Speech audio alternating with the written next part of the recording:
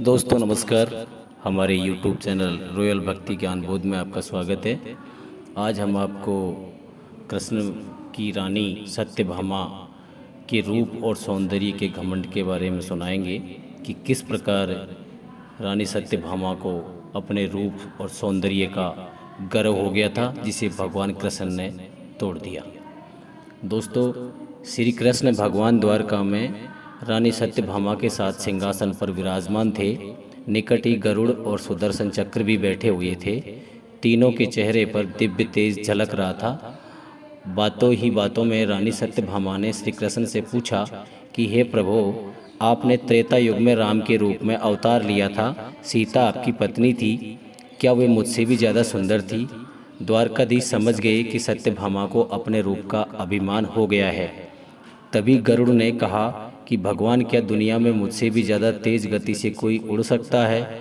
इधर सुदर्शन चक्र से भी रहा नहीं गया और वो भी कह उठे कि भगवान, मैंने बड़े बड़े युद्धों में आपको विजय श्री दिलवाई है, क्या संसार में मुझसे भी शक्तिशाली कोई है? भगवान मन ही मन मुस्कुरा रहे थे। वो जान रहे थे कि उनके इन तीनों भक्तों को अहंकार हो गया है और इनका अहंकार नष्ट करने का समय आ गया है। ऐसा सोचकर उन्होंने गरुड़ से कहा कि हे गरुड़, तुम हनुमान के पास जाओ और कहना कि भगवान राम माता सीता के साथ उनकी प्रतीक्षा कर रहे हैं। गरुड़ भगवान की आज्ञा लेकर हनुमान को लाने चले गए। इधर श्री कृष्ण ने सत्यभामा से कहा कि देवी, आप सीता के रूप में तैयार हो जाएं, और स्वयं द्वारकाधीश ने राम का रूप धारण कर लिया। मधुसूदन ने सुदर्शन चक्र को आज्ञा देते हुए कहा कि तुम महल के प्रवेश द्वार पर पहरा दो और ध्यान रहे कि मेरी आज्ञा के बिना महल में कोई प्रवेश ना करे। भगवान की आज्ञा पाकर चक्र महल में प्रवेश द्वार पर तैनात हो गए। गरुड़ ने हनुमान के पास पहुंचकर कहा कि हे वानर श्रेष्ठ, भगवान राम माता सीता के साथ द्वारका में आपसे मिलने के लिए प्रतीक्षा कर रहे हैं। आप मेरे साथ चलें, मैं आपको अपनी पीठ पर बैठाकर शीघ्र ही वहाँ ले जाऊंगा। हनुमान ने विनयपूर्वक गरुड़ से कहा, आप चलिए, मैं आता हूँ। गरुड़ ने सोचा, पता नहीं ये बूढ़ा वानर कब पहुँचेगा, खैर मैं भगवान के पास चलता हूँ।